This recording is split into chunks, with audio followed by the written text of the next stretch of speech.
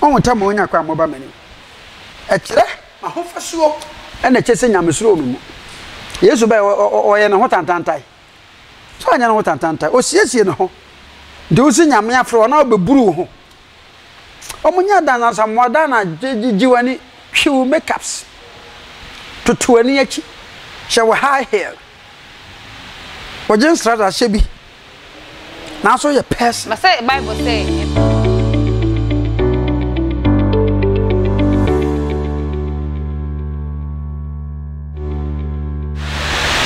Attention TV eso eni mahwefo na akwaba edeba so Attention TV e was social media platform so YouTube, Facebook, Twitter. As a change Attention TVGH. Attention TV in patrol do honor you subscribe, you like, you share and also comment. And the exclusive interview and you deba some more, na the computer man and you deba some more. Na and in come here to trade version 1 and there I say nya prophetess be e waswa. Obechire nyoma bia the president Nana Addo down kwa Akufo-Addo e wasa waye na opamo musuo e di efri Ghana memu hase. Midi ene Akosia Sparkles ansa na midi aseda kese ebeko e di Queen University Foundation. Sedani da was some asne eba mede the exclusive interview e de eba besomwo ebusiafo Queen University e obi odi ne hwasi wase wona woni bie e janka mobrowa ana obehwe won eno nti wa wo ye odofo ana wa wo pema na wo pe foundation bi ason wasne ana se aye won wade ayeye de mpacho enhwe bebia hwe Queen University Foundation nefa wo mo a efa kodomo mo frɛ no e 054 830 2985 054 830 2985. The exclusive interview with Computer Man and you debe some more Attention TV so share nama obiso ensa enkebi mi twa me ho ye ba ye be de enkomo twetwe no ebe hyehyɛ so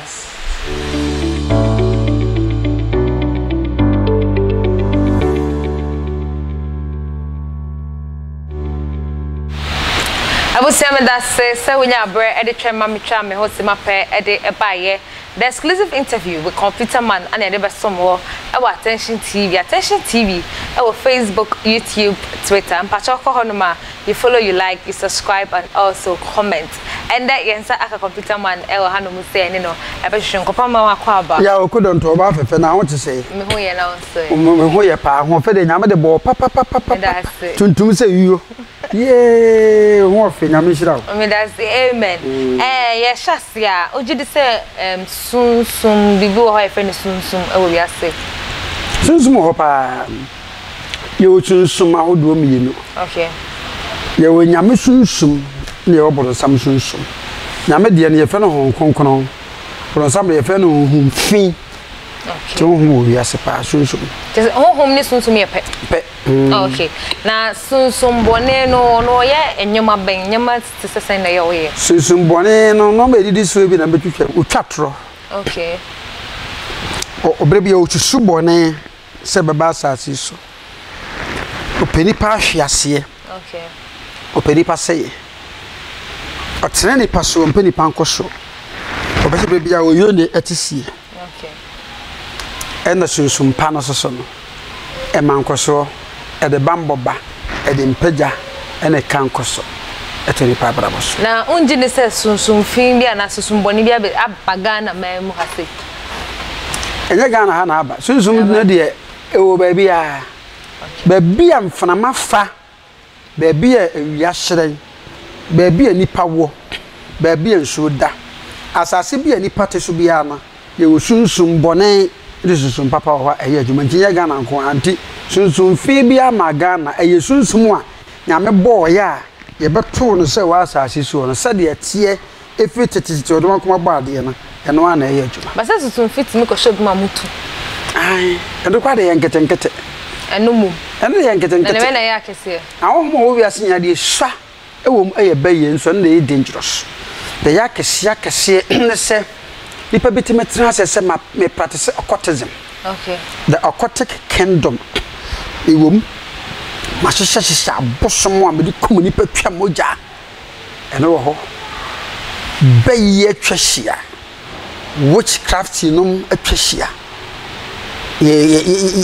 wo mo camp no wo mo ye group e bia Ghana ha bayifo nyina atwahia sa kingdom no wo ho e wiase nyina abronsam twahia e pese ye se wiase no wo ho enti utum se sa honhom de eye adwuma pa and there version 1 life worship se me jide se ye se ade bi wo ho ase ye so wi nyame a nyame timi kasafa nipan mu no eno ye nyame kira a prophecy ana zere enkom hye konkon timi tisi obi so memma me Awurade na meka sei na version 1 munya prophetess bi ma ne be ye live na ewuma na se na wo kan kom hye baaye se was the president na Nana Dankwa Ekufuado peda bi si ho na one ne mba na kire se Ghana funi na ye call into prayer and fasting na ye de osori so amanya mesenia hum fini nyoma ekoso Ghana me ho sei no etu ebetwa odwe ho sen afede radio so na commissioner godru oh there be say live worship live worship za live worship Bible sinim dia me manfo ni nti no ma na yira me course of djuma munyende live worship onyankopon otena soro dem oteni pam nti se wo kwakwa live worship a Bible sie wade nyina ho pai ne nyina na fataye ade for man won fa nkoto radio so dabi we enka ya kwanya na ese nka wutimi ye betwere pese hu president na ka de nkom che ya twere to na nka mo de ko se na wo ka no ye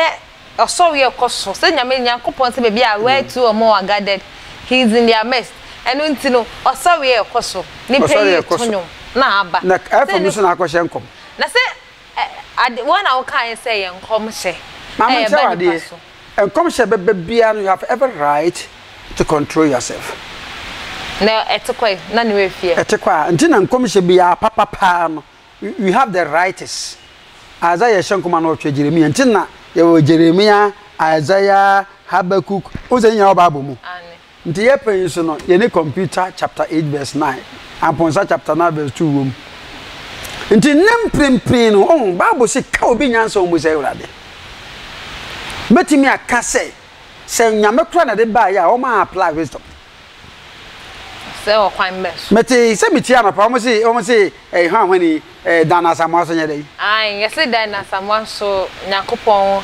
ase onse se no o se o slave for nyame nti e kamya ese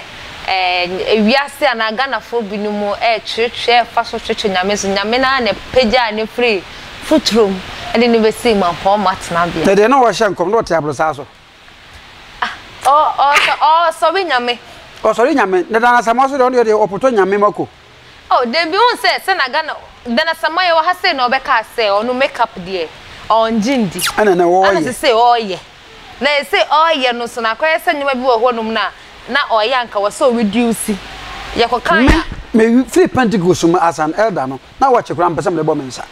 me hu so obi e de chi ato ne koma me free say de pana ko use oduro onte se me hu say ni bie wo hoyi wo se achade pa de fefre gi Yakopon che de benti ne dan na samo no kan say makeups nye na Awurade bie nani na wo say ye de otwi ne ho efa kana fo asem say no so dan na samo ma Yakopon e bi di Yakopon atem dan na samo Yakopon busuani but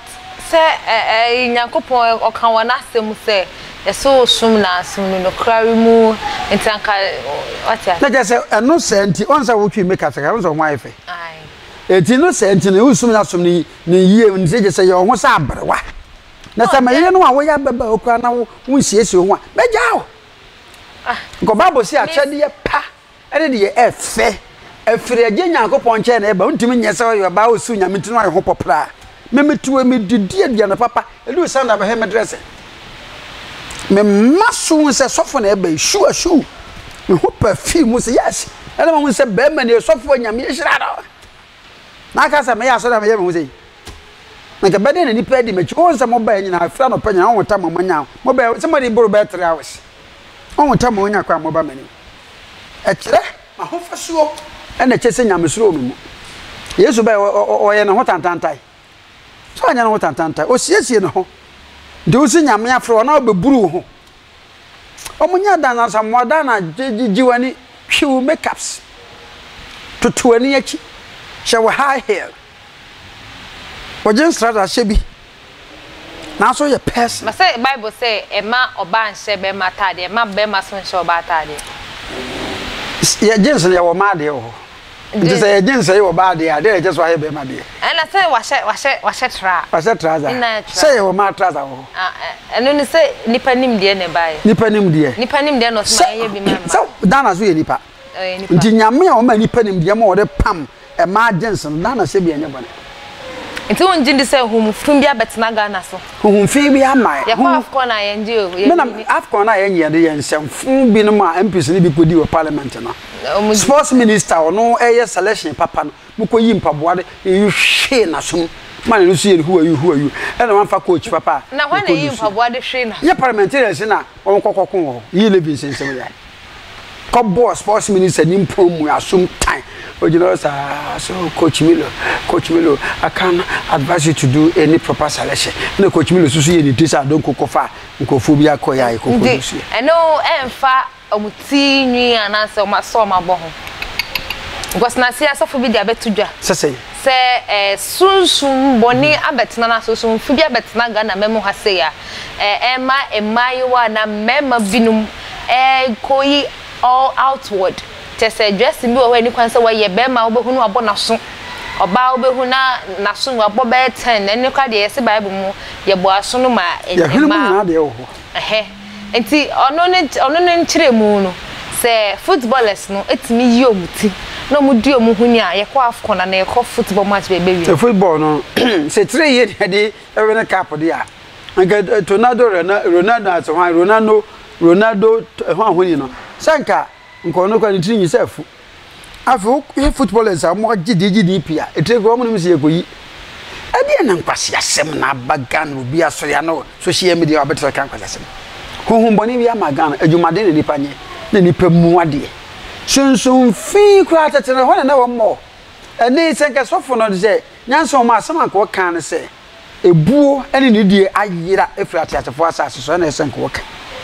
yante Ghana ha ne dwena twene dwena so odi mampanyina tem odi ohina tem eso no me beba Bible si emfa buoni ne die ma ye hemfo ne mpanyifo odi anim ti so wo na se wontimi fa sa buoni ne die ma mpanyifo odi anim a na be si de na wo ho timi ato nti ho fin bi ani Ghana tuntum fin be na aba tuntum fin wa Ghana nse ensu ada ho ankasa ene brem ene de keka ho de keka ho no wo mu nyai nsuo no a omu tutu gold wo mu no nsuo no nya kwan me ye ho bae because nsuo so ye spirit kwan me so nsuo na wo na wo kase yemma nsuo ndenje nse ne nsuo boye ho bae no kwan me wo nsuo ye ho de ti na kwase nsuo ye to se edware nsuo ye ho fi sesa na ehu no mame water na mame water ho na ehu ba bi water da ati so otinsuo what nsuo ya self contained no na sa abro sai otinsuo no wo se dai security door se bi wo ho bia obi ewura akoma ma water fie da omo ye nkwasiafo no mu Ghana no magimi ponche ne door so system no ensu aye nom no de nsu onye na me pipe wa ha sa ye ho mo de asan ko be odware bi aka so fie ewura no ensu is a spirit edima ye papa nyame le boye ho papa na ho papa ofum no wo mfa ncho nyame na ma na sa authority no nyame amansuo no mpof atoni se nima ye ntina se obi kasa na de nsuo guwo boni di pepepe ebeba be ye adwuma se na eduabo enye eduabo a se nyame mpreso ankoma na ba amademba nsuo no nyame mpreso wo mansuo ni nsuo mu nyame na ma na se to obegidi se honhom fi bi so akotena tena nsuo honhom fi bi ankotena mu nipa brabo na asesa densu nsuo na da ho na nsesa se de densu no on se o densu number 1 number 2 ensuo eni number 1 number 2 epo no ba ko pe okotogwa or the sea Nigeria C, US C, Cote d'Ivoire C, Ghana Apple. Okay. So nipa dey e ti sunsun fin bi ankotre mu ye nipa na wo wiase na beye ni ba bia se beye ne me we ene wo. O si nipa. Ene se nipa se ye ne ye bi ana ma sunsun fin ne betena ye so wa ha. Na me ka se nipa sha se bu ade a. Ade bi ope. Ne nipa sha se suro se bi bu wiase na bi be chewa. Sunsun fi bi ene hopi. Bi be na be chewo. nyame timi che oku nyame atemu ano odene se na nto nyama ade na se o ka se ni se obi ye boni kra na first na nka oku straight but se obi ye boni kra na utimi kosre boni fache o de beche o sa nyakopon wo twe ne nkunu fra wo ntoto so ba ko yenu kosi nso ne nsia so ti nyakopon so wo twe wo so o de boni che na wontimi nye nto so a hwe meka no kra che nipa ye nam wiase enye wo bia na etimi kasete ya na nipa bu wo ha onye sofo onye komfo onye dunsini nsutum ye wo no mo no odi agora kasete na be ha yo nipa bu wa omo ye nsuo ma ye wo mo no nsuo mo busuam afo ma container wo mo ana omo na nam omo ye bone nsuo ma nsuo kasache omo omote se nsuo nyina abode enyame na bo ye nyame na bo pra densu ankasa ofen so wotano apple okay fully ensuo bebrebe eni nsuo nketu atwahia nyame na bo okay you come back to you know you see in commission now sana na kan eba ye no see anka the president Addo danko Akufo-Addo ompeda na Ghana phone na